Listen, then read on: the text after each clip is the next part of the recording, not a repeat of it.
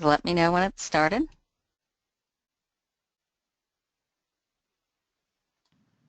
You're apparently muted, Jamila. Yeah, sorry. We're good. Everything. Okay, just double checking. All right, well, welcome all. I want to welcome you to today's webinar. Before How Sweet It Is, we're going to talk about different types of sweeteners. But before we get started, I want to mention some of our upcoming webinars. On Wednesday, August 31st, Jan Bendick will be our guest speaker for our financial webinars, talking about marriage and divorce and financial and legal implications of that. Also, our next nutrition webinar is going to be on creating healthy salads on Wednesday, September 7th. We're going to talk about different types of oil, protein, types of grains, how to make quick and easy lunches and salad dressings, and a lot of different things. So we hope you'll join us on that one. And on Thursday, September 22nd, we'll have Taylor Spangler from the University of Florida talking about personal finance apps to help you manage your finances better from the comfort of your very own smartphone. Alrighty, just want to mention who we are. We're part of University of Florida IFAS Extension, and every county in Florida has an extension presence, and every state and in the United States. And most have a family and consumer sciences agent, which is what Jamila and I are. And we're the nationwide outreach from the land-grant university down at the local level. And our webinar team is Dr. Wendy Dahl, who is in Gainesville, and she's with the Food Science and Human Nutrition Department. Wendy Lynch, who's also a family and consumer sciences agent in Putnam County. I'm Julie England. I am in Seminole County, and Jamila Lepore, who is in Hillsborough County. Today's primary presenters are Wendy Dahl and Jamila Lepore. Also, you'll notice that you should see a box over on the right side of your screen.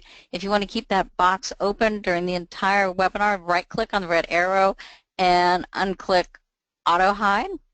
You can put the chat box, you can chat in to either everybody or to presenters if you like. There's some materials in there today. There's one for today's presentation, our slide sets.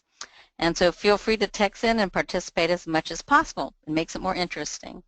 And our webinar access is provided by Hillsborough County government. And after the webinar, we'll be sending you an evaluation. It's really short, and we really need your feedback, and so please do fill it out. If you fill it out when we send it out today, you will avoid nicely worded nagging reminders. So with that, I'm going to turn it over to Wendy Dahl, and she's going to start it off. Okay, thank you, Julie.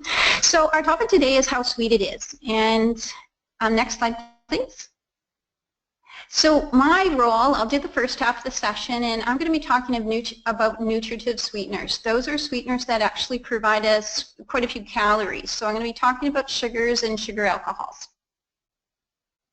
So right now, we consume quite a bit of added sugar. I don't think that comes as a surprise to anyone. But on average, we're consuming about 22 teaspoons of sugar a day, and teenagers, of course, are much higher than that. They consume upwards to 28 teaspoons of added sugars each day. So that's not even counting sugars that are naturally occurring in food, like for instance in fruit and dairy products. So that for teenagers can account for about over 20% of their total energy intake or their calorie intake. And so where does this come from? Well, if we take a look at a 12-ounce can of sugar-sweetened soda, there's about 9 teaspoons in that. So especially when we're looking at teenagers, but also adults, we're getting quite a few calories and quite a few teaspoons of sugar from soda. Next slide, please. So what are our trends in intake? Well, if we go back a long time, we've really increased our sugar intake, and likely that's because of the availability. I mean, if we go back to the American Revolution, if sugar was widely available as it is today, we probably would have been consuming a lot at that point in time.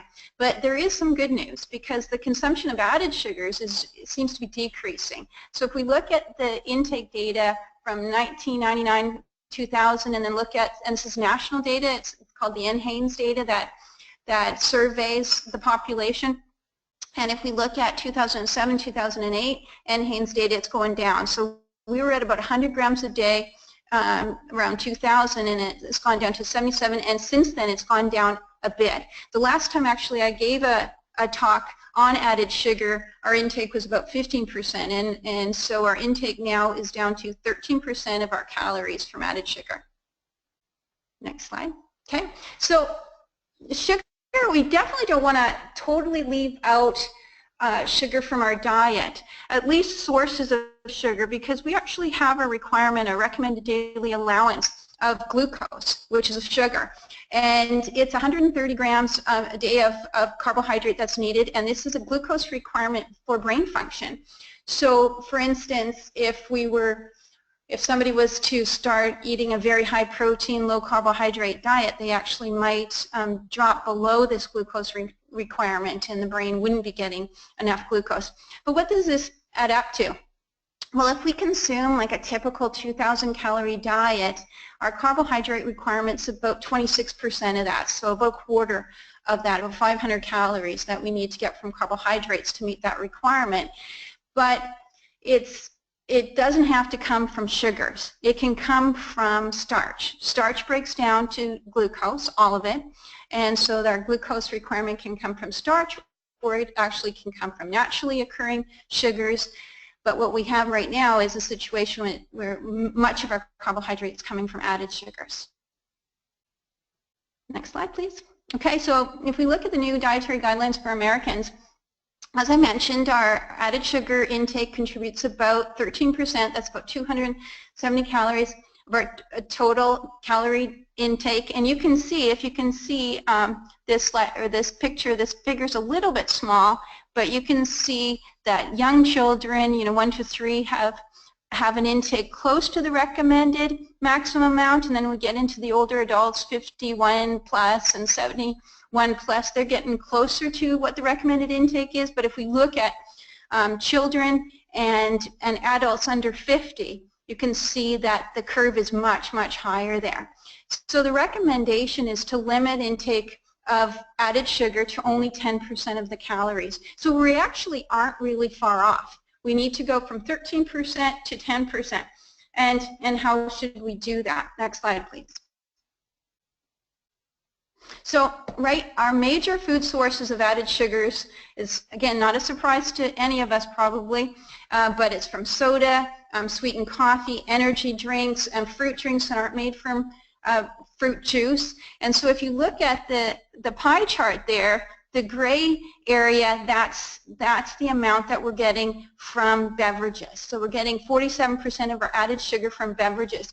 And so if we were able to bring that down quite a bit, if, for instance, if a miracle happened and we had a population that stopped drinking soda with added sugar, we'd have a remarkable effect on our added sugar intake. We probably wouldn't even need to reduce much some of the other areas. And so you can see that beverages, and that's not including milk and fruit juice that also contribute sugar, but naturally occurring sugar, you can see that the major parts of that pie chart are the beverages and the snacks and sweets. Next slide, please. So the American Heart Association also has recommendations for added sugars, and it's more stringent than the dietary guidelines.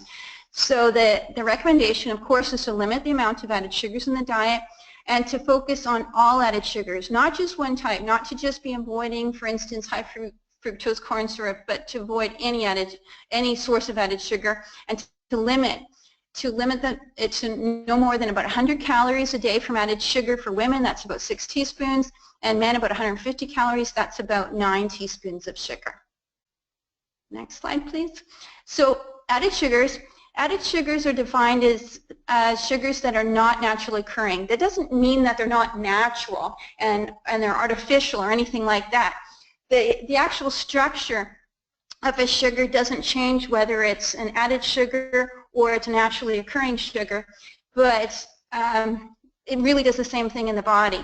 But the problem is with added sugars is that they're giving us a bunch of extra calories and not coming along with nutrients at the same time. So many foods, like for instance soda, that's it really just is colored water with sugar is not giving us really any other nutrients. And so that's often the case with foods that are really high in added sugars. They're not providing other nutrients. And so it's difficult to meet all your nutrient intakes if you have a high intake of added sugars. And so fortunately now we have a new nutrition facts label, and we will be able to look at foods now and see how many grams of added sugars are added. So if you take a look at the slide here, the picture here, you can see that it gives the total carbohydrates, and so some of that total carbohydrates is dietary fiber, and in this example is 4 grams, and the total sugars from that 37 grams of carbohydrate is 12 grams, but of that 12 grams of total sugars, 10 grams is added sugar, okay? And so if you actually minus these, if you minus like the 4 and the 12 from this, there's still a little bit left. That would be the starch. So this food contains starch, it contains fiber, and it also contains some added sugar. So that will be really helpful. That will be really helpful in finding out how much sugar. And if you noticed on the last slide too, you can also look at the ingredient list in terms of the added sugar. So you can see how many grams of added sugar, but you can see what type it is. But for the most part, it really doesn't make a difference what type the sugar is, because we want to be dropping our intake of any of them. Next slide, please. Okay, so one of the things that we don't want to forget, though, is that sugars really have a lot of food functions, and they're useful in the safety and quality of foods. Like, for instance, they're useful in food preservation because they inhibit microbial growth, like in jams and jellies, but we can probably live without jams and jellies, but that is definitely important in preservation. They add texture, flavor, and color to baked goods.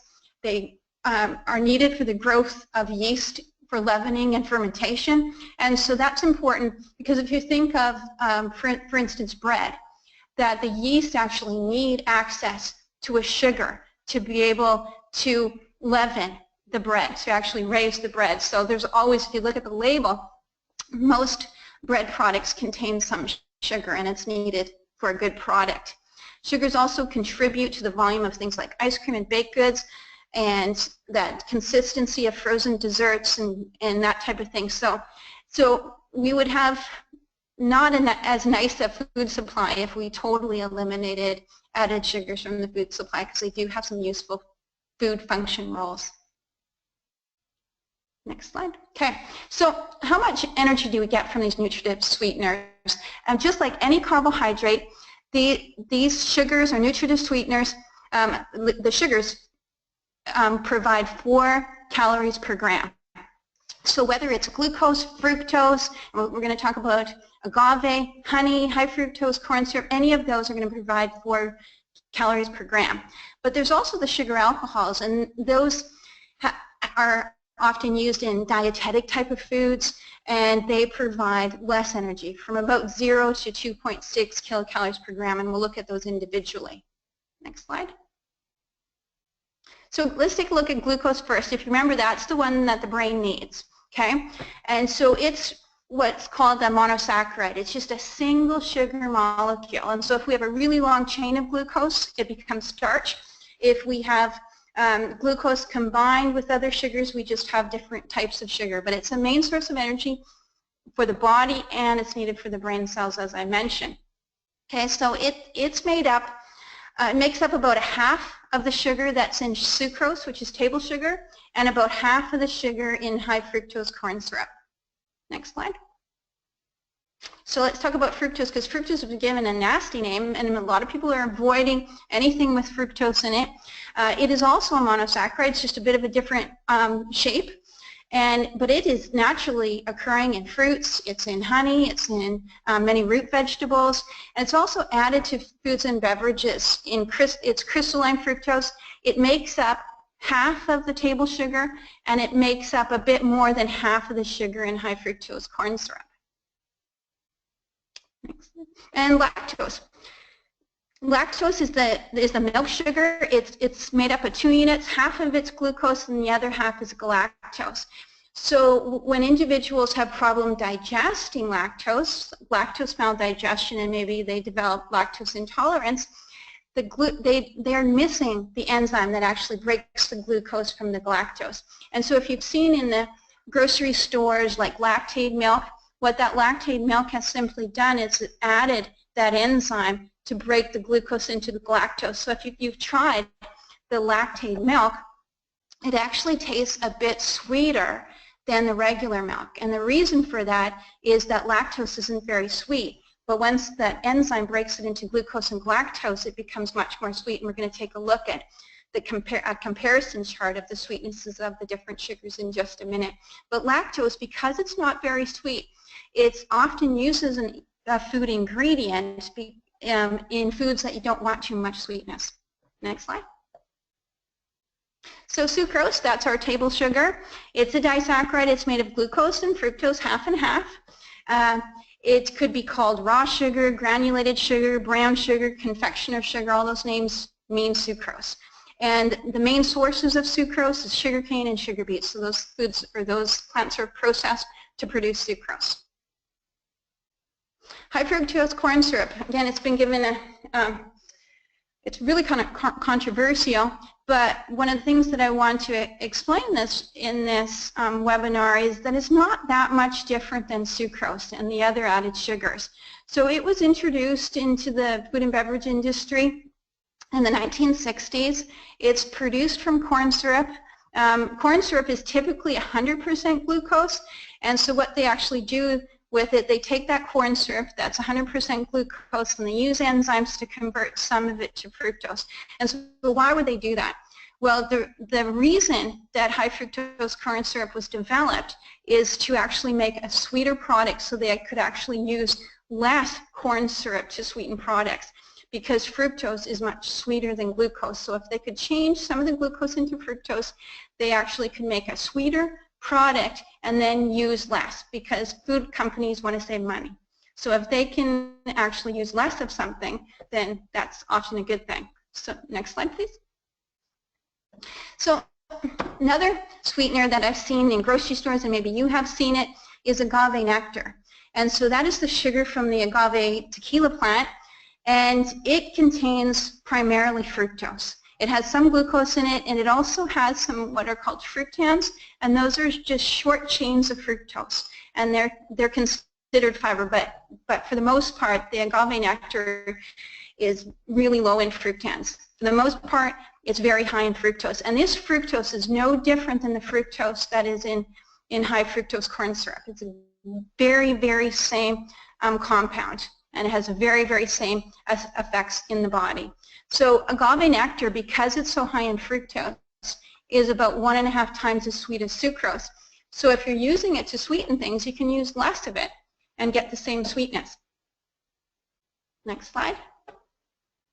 Okay, so here's the chart that compares the relative sweeteners, sweetness of sugars and sweeteners. And so if we use glucose, actually if we use sucrose, table sugar, as our kind of midpoint here, it provides a sweetness, a relative sweetness of 100, and then you can see how fructose is close to 180, so it's almost twice as sweet as sucrose. And you can see honey is about the same as sucrose because it's a mix of glucose and fructose.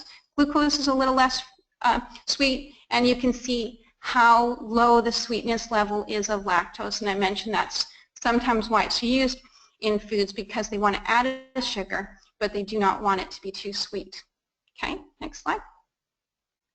So one of the other things that we could think about with sugars is the glycemic index or glycemic response to consuming a sugar. So when we consume a sugar, whether it be glucose or sucrose, table sugar, we're going to have a blood glucose response, one that we could test. And people with diabetes, of course, test their blood to see what their blood sugar response is to consuming a meal or a food. But we can do that on healthy individuals too, because if we consume any carbohydrate, we're going to get a little peak of increased blood glucose. And so if we use white bread as a control and give it a number of 100, glucose has a much higher response than that. It's about 149, but look at fructose. Because remember, with a glycemic index, we're actually measuring glucose. And fructose has a bit of a different structure so it doesn't become blood glucose very quickly. It has to be converted to glucose in the body.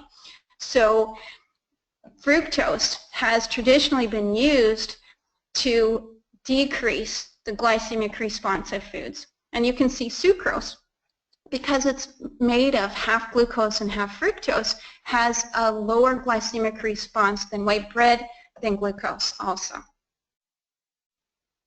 Next slide.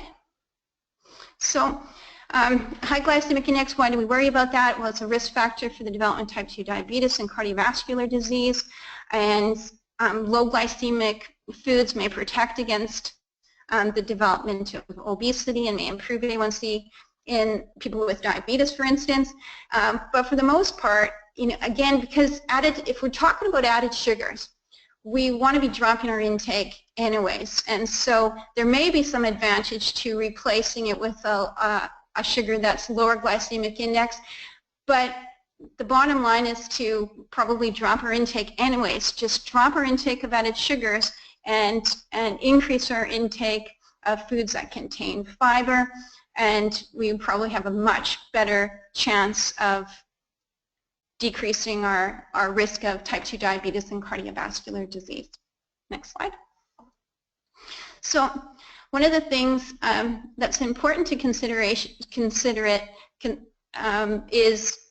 that even though high intakes of sugars, added sugars, whether they're glucose or sucrose, etc., if the intakes are higher than what is recommended, that 10% of our intake a day, there may be increased disease risk.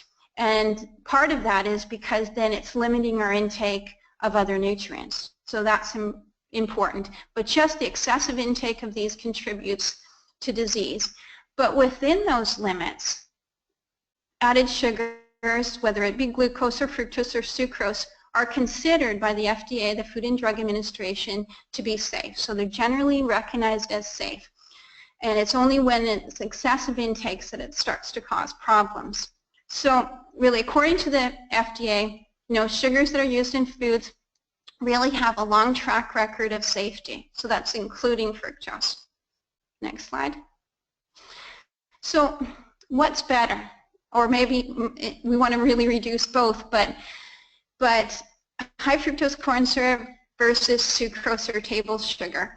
And I was just on a vacation that all of the foods were sweetened with sucrose versus high fructose corn syrup. So to a certain extent, it's a North American type of situation where we have foods that contain high fructose corn syrup, and companies have been removing their high fructose corn syrup from the foods because consumers have been saying, I don't want to see high fructose corn syrup in the food. But if they're replacing it with sucrose, if we look at the scientific evidence, there's really no metabolic or endocrine response differences between consuming high fructose corn syrup and sucrose, because they're both combinations of glucose and fructose. The high fructose corn syrup is just a little bit higher in fructose than glucose, and sucrose is half and half. And so high intakes of either high fructose corn syrup or sucrose is linked to obesity and other adverse health outcomes. And is there an advantage to switching from high fructose corn syrup to sucrose? Doesn't look to be. Really just dropping the intake of the added sugars, either or, is the way to go. Next slide. So let's take a quick look at some of the sugar alcohols. We have sorbitol. It has about 2.6 calories per gram, so it has just a little over half the calories of table sugar, but it's only 50 to 70% as sweet as sucrose. So if you want the same sweetness in a product, then you'd have to use a lot more, and so it would actually end up to be about the same number of calories. It's considered non-cariogenic, which means it doesn't contribute to dental caries, so that's an example, or that's definitely an advantage. You have to consume a lot before it actually has negative effects like laxative effects. 50 grams is a big load. So, but at that level, it could have a laxative effect. Next slide. So mannitol, also about 50 to 70% as sweet as sucrose.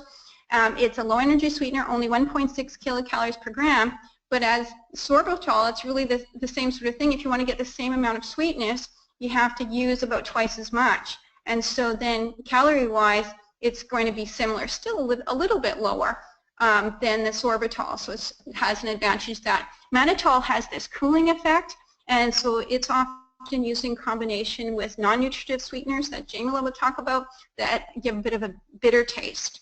And it is also non-cariogenic, so does not contribute to dental problems. And laxative effect, though, is at a lower dose. It wouldn't be too hard to consume 20 grams per day if you were consuming a number of foods that contain mannitol. Okay, so something to think about. Next slide. So there's xylitol. Xylitol is the sweetest sucrose, and again, it's anti-cariogenic, and it's at 2.4 kilocalories per gram, so that's often the sugar alcohol of choice.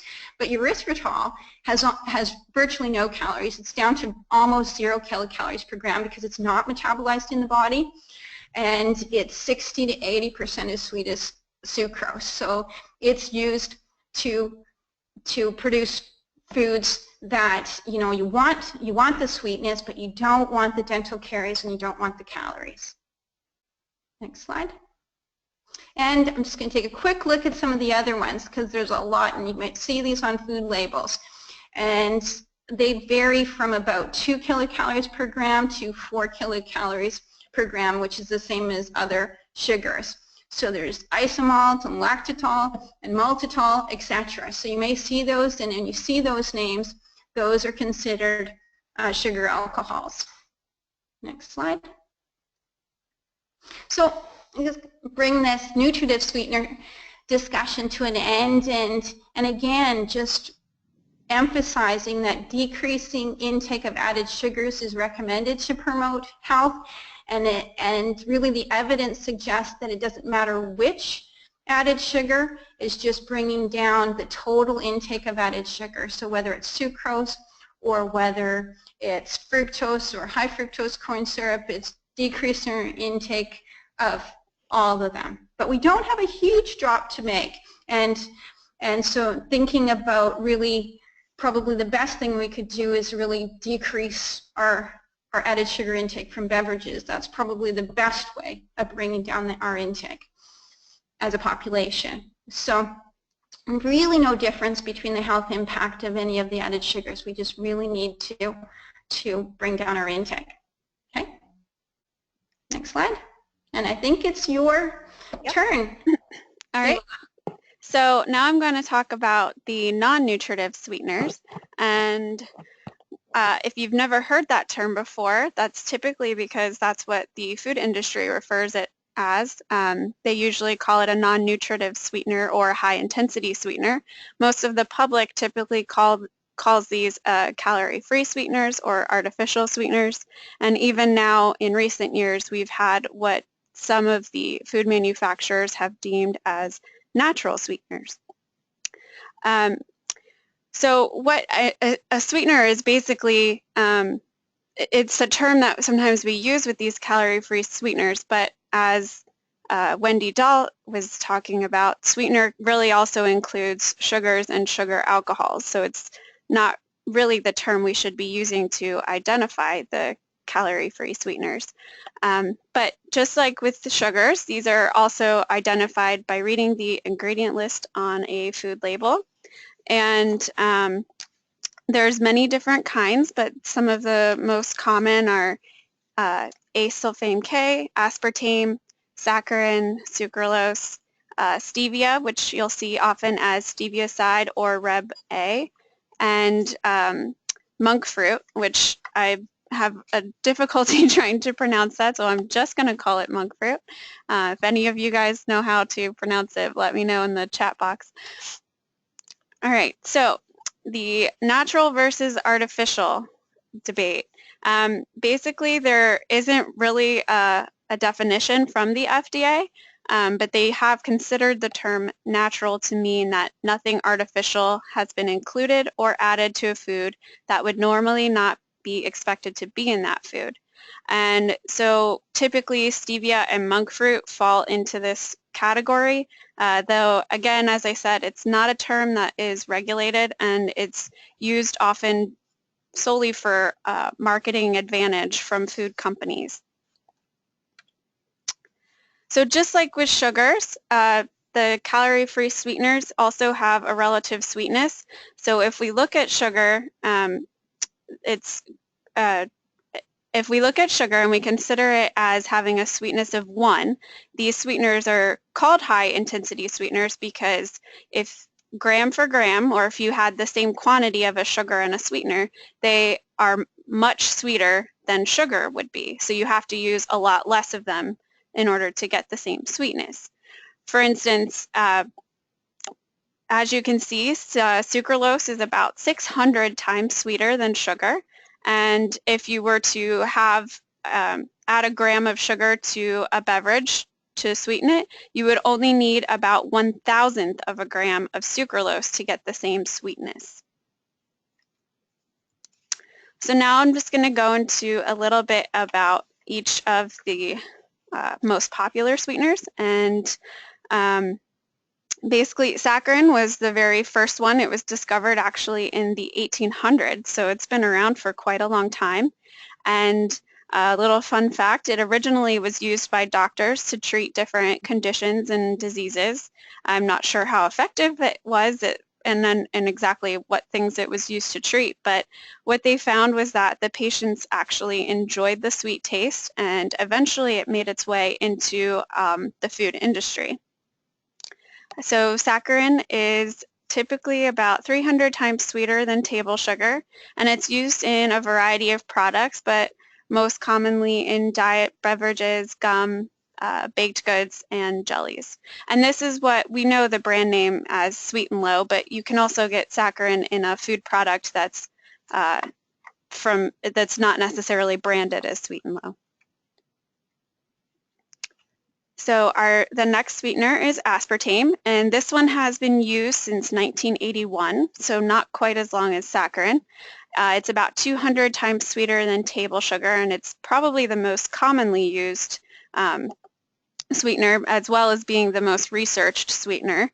And the applications that you'll see this most often is in, again, diet soda, dairy, things like yogurt, ice cream, gums and candy, and also some sugar-free desserts.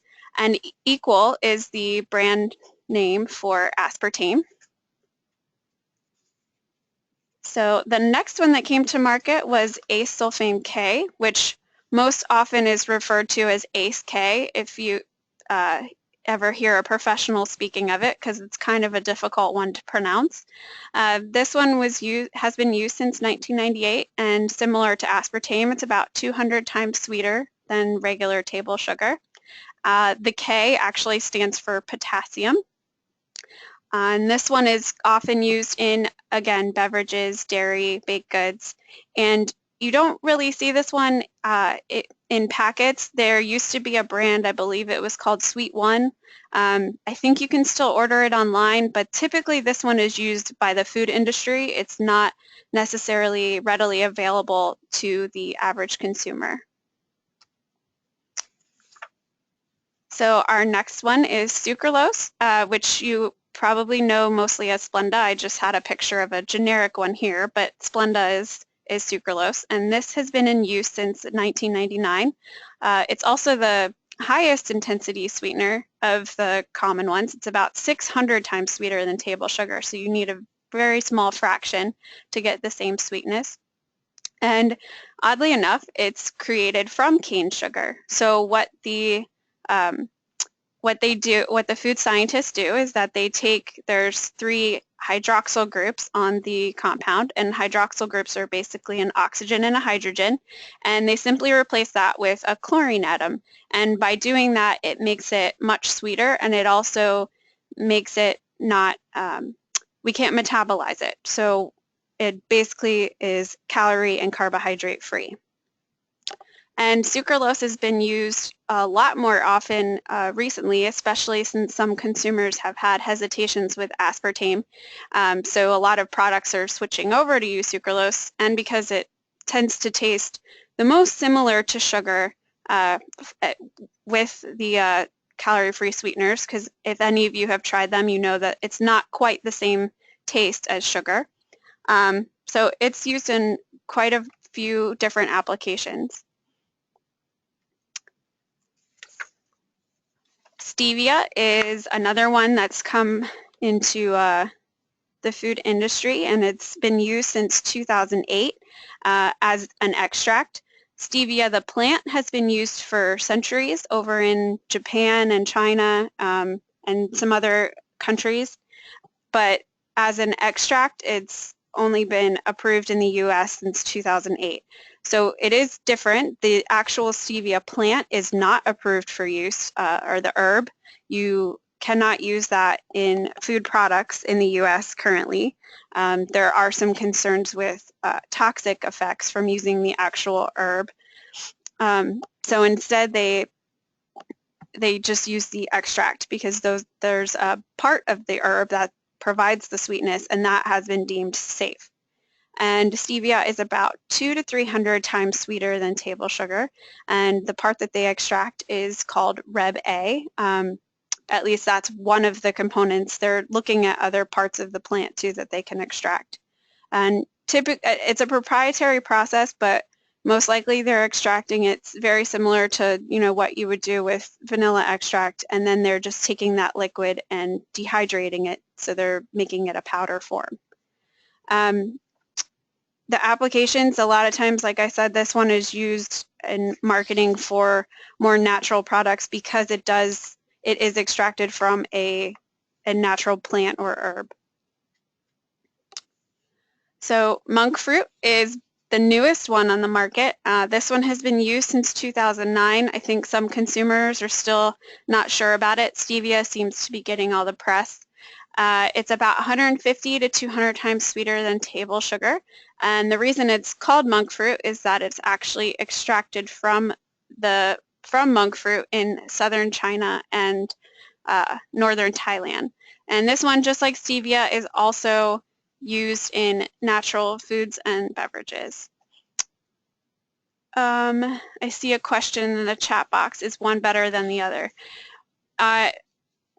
You know, actually, I'll address that towards the end. Let me get through this first.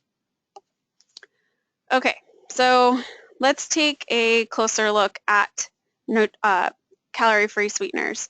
And just like with most things, there are some benefits and some possible disadvantages.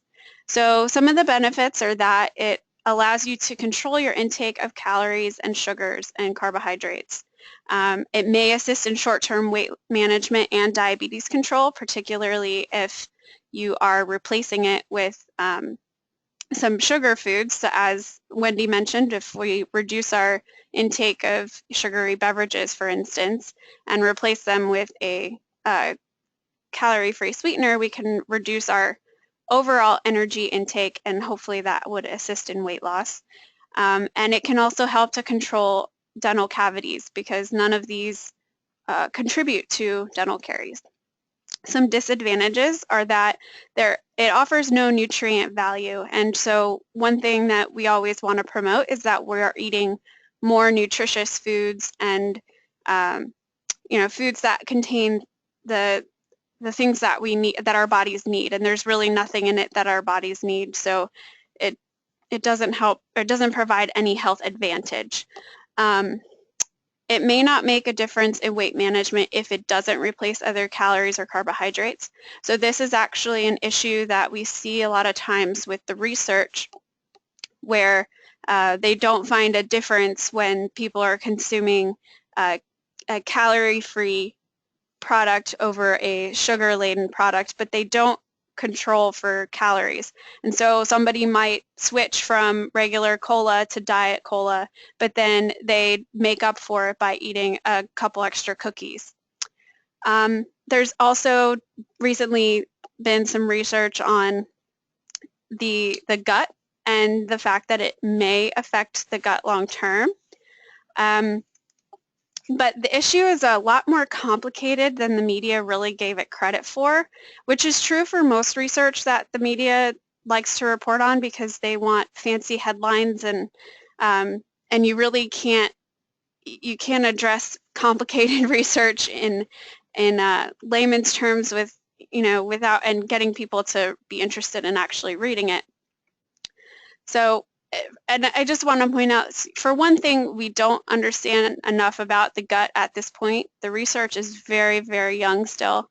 And the other thing is that the research was done in mice, and as if you were on previous webinars that we've had, we talk about how it's really not a great idea to translate animal research into human research. It definitely provides us insight into things that we want to look further into, but it doesn't mean that what we see in the animals is what we're going to also see in humans, particularly with the gut, because again, we're just tapping the surface on understanding the human gut, let alone trying to understand how the gut of a mouse compares to the gut of a human. So the dietary guidelines actually don't really say anything about the calorie-free sweeteners other than how it relates to sugar. They focused a lot on sugar and how we really need to limit the intake of foods that contain added sugars. The only point that I saw in the entire thing was that that added sugars may be replaced by non-nutritive sweeteners to reduce calories, but that's really the only guidance that they give us. But I think, I usually caution people, basically you should treat sweeteners similar to how you would treat sugar and really limit them as well and practice moderation. So safety. This is kind of the big question with these. A lot of people are concerned about the safety of these sweeteners, and really this has just been a problem exacerbated by the media as well as people who just don't understand research and have an agenda. There's lots of conspiracy theories and all sorts of things out there about non-nutritive sweeteners.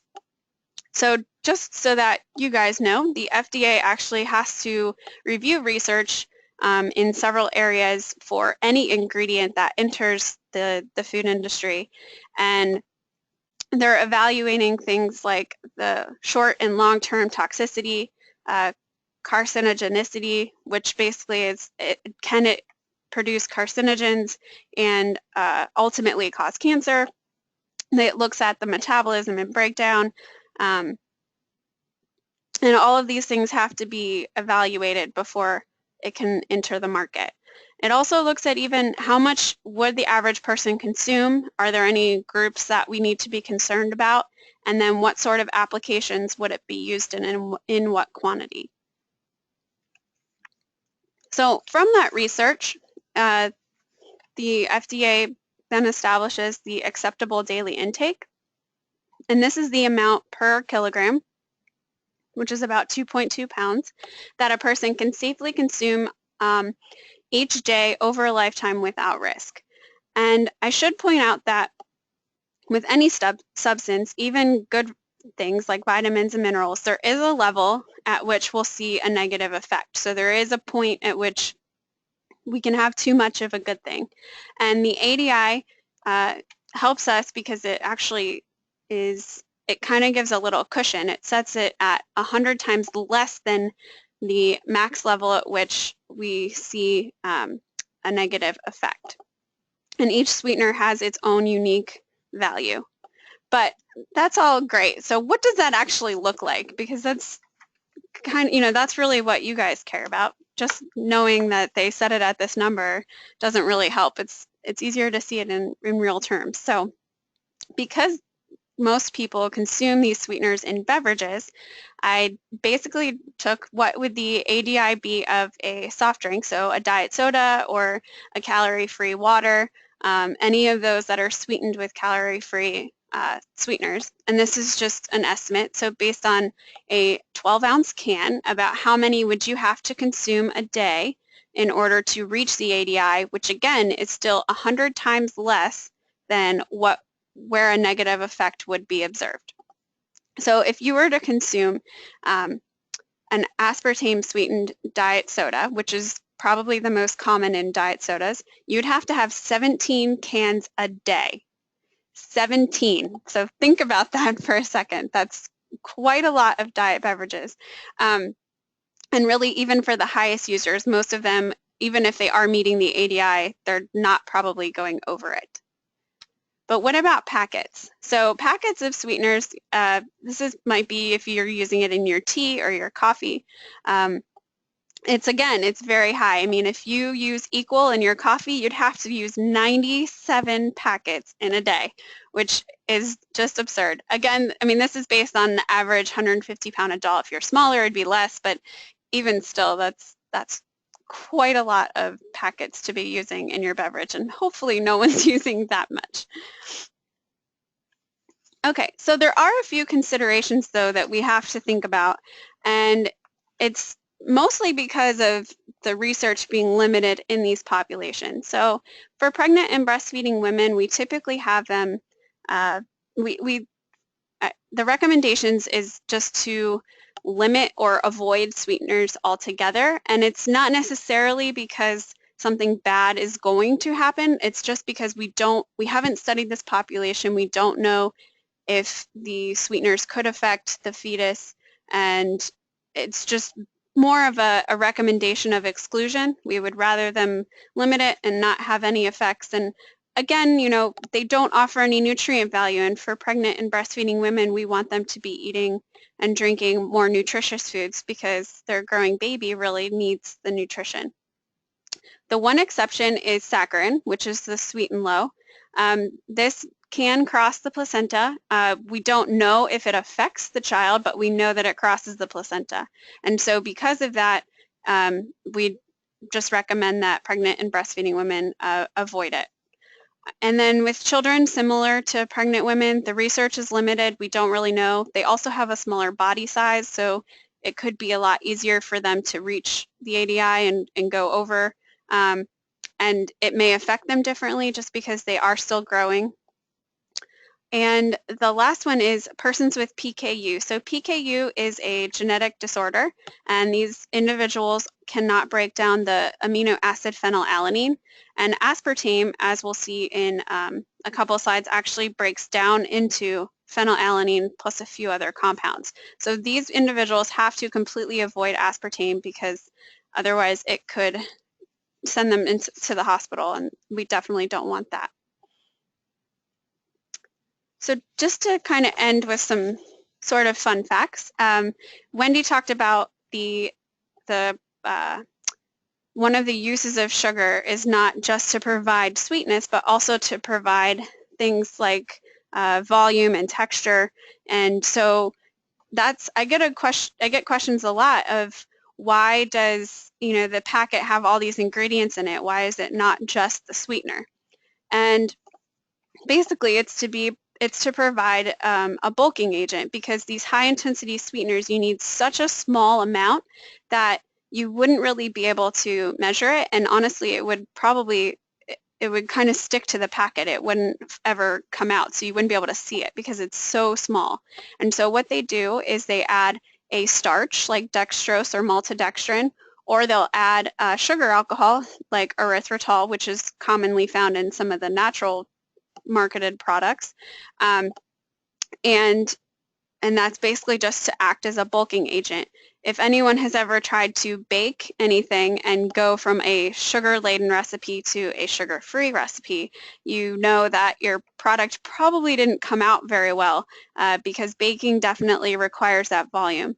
There are some products now that are formulated to be a baking blend, but even those still require sort of some experimentation in the kitchen to really get the right type of texture that you want. So it's not just about sweetness. Another sort of fun fact I like to show people, so especially with aspartame, because again this is one that is really hotly debated. Aspartame breaks down into 3 components. When it's metabolized, it breaks down to phenylalanine, aspartic acid, and methanol. And actually these are compounds that are naturally found in a lot of products, or in products that we consume, and sometimes in much higher quantities. So for instance, in a cup of non-fat milk, if you were to look at the phenylalanine and aspartic acid content, it actually provides about 8 times more phenylalanine and 13 times more aspartic acid than a beverage of the same size that was sweetened with aspartame. And with tomato juice, a cup of tomato juice provides 5 times more methanol than a cup of a beverage sweetened with aspartame. So just showing that, you know, these compounds can seem scary if you don't know what they are, but there's a lot of chemical sounding names, even in things like broccoli. That's just the way that scientists decided to name some of these compounds. Okay. So conclusion. So basically, calorie-free sweeteners can be used to control energy and sugar intake, and these are safe to use, especially given moderate intake. Just like I said before, I think it's good to be aware of limiting sweet foods altogether, whether it's sweet foods from sugar or sweet foods from calorie-free sweeteners. And then with certain populations, they do need to be cautious of their intake. But for general healthy people, they're okay to use. And I think now we can open it up for questions. These are just some references. Let's go ahead and please type in any questions into the chat box. And while we're finishing up and while you're doing that, remember that we will be sending you out an evaluation a little bit later in the week. And also do remember that our next webinar is going to be on creating healthy salads, so on September 7th. So I want to go back to Diane asked a question, is one better than the other? Can you just clarify, were you referring to stevia and monk fruit, or like which sweeteners, or sweeteners as a whole? I think that may have been her question too, about when you're choosing an artificial sweetener, how do you choose which one to use? Well, I think that completely depends on preference, and depending on what products that you consume, you can see what sweeteners they're in, and then looking at we gave you guys the material, so if you want to look back and see how many packets you would have to consume, or diet sodas. But as far as one being better than the other, I mean, that's entirely up to preference. Nutritionally, they don't have a difference. It's really more so how they taste. For instance, some people don't like the taste of stevia because it has sort of a bitter licorice sort of aftertaste, and some people don't like aspartame because they think that it's way too sweet and the taste lingers. So it really is a personal preference.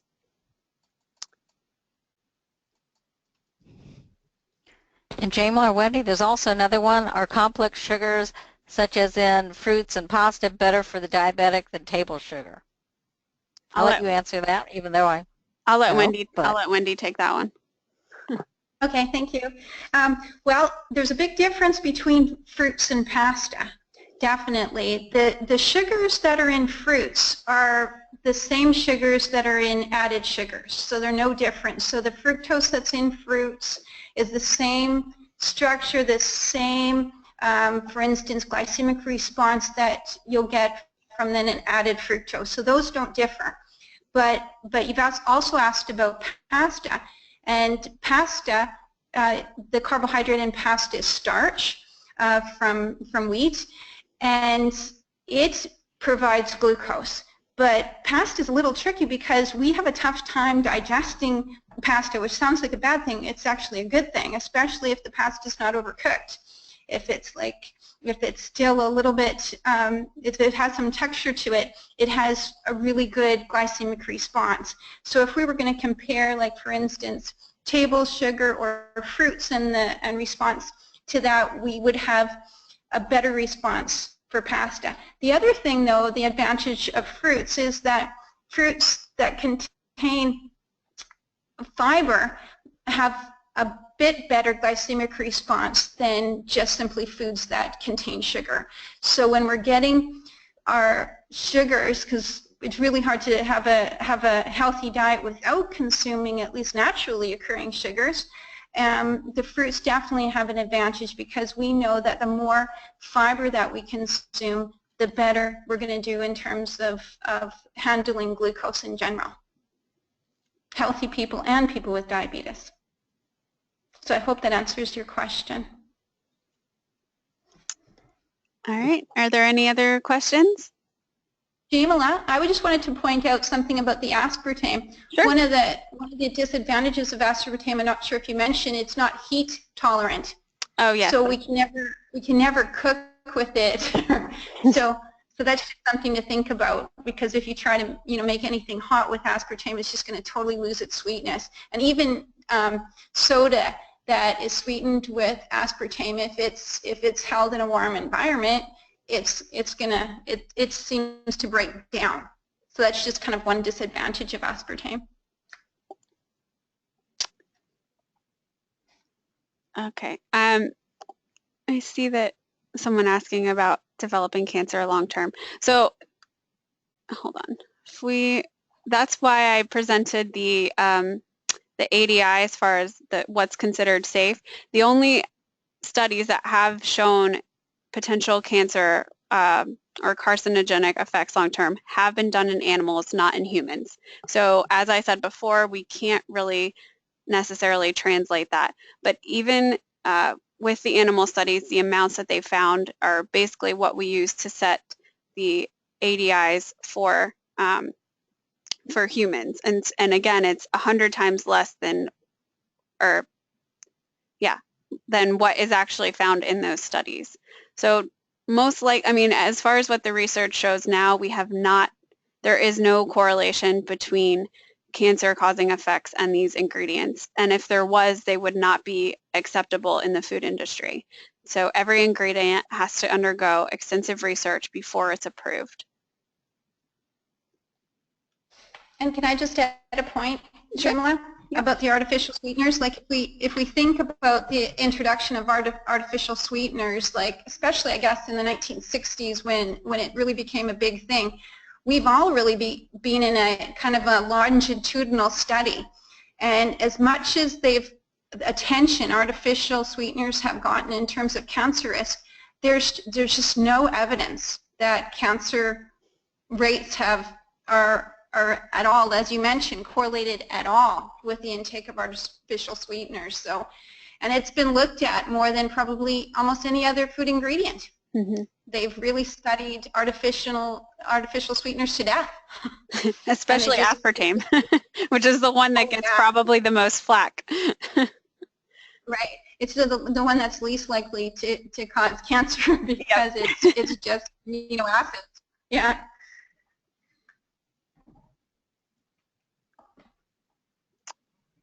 Okay. Any last minute questions? Got a couple more minutes.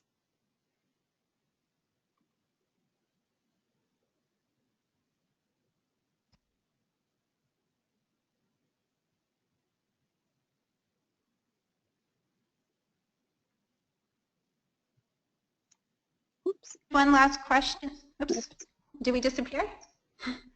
I accidentally closed out of it. You're still on. It's still there. Okay, if we're still on, there was just a question about carrots and sugar, and yes, like many fruits and vegetables, carrots, they taste sweet and they contain naturally occurring sugars. But again, the advantage of consuming a food like carrots that contains naturally occurring sugars versus consuming a food that is primarily added sugars is all the other nutrients, the vitamins, the minerals, the fiber, etc. So even though a food like carrot provides us sugar, it's still a healthy choice.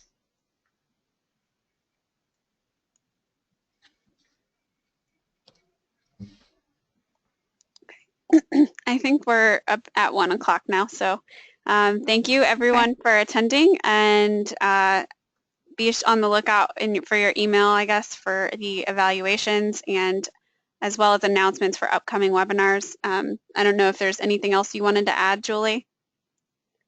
Nope, I think that's it. I'll send it out this afternoon, and we'll see you next month for creating healthy salads. All right, bye. Bye.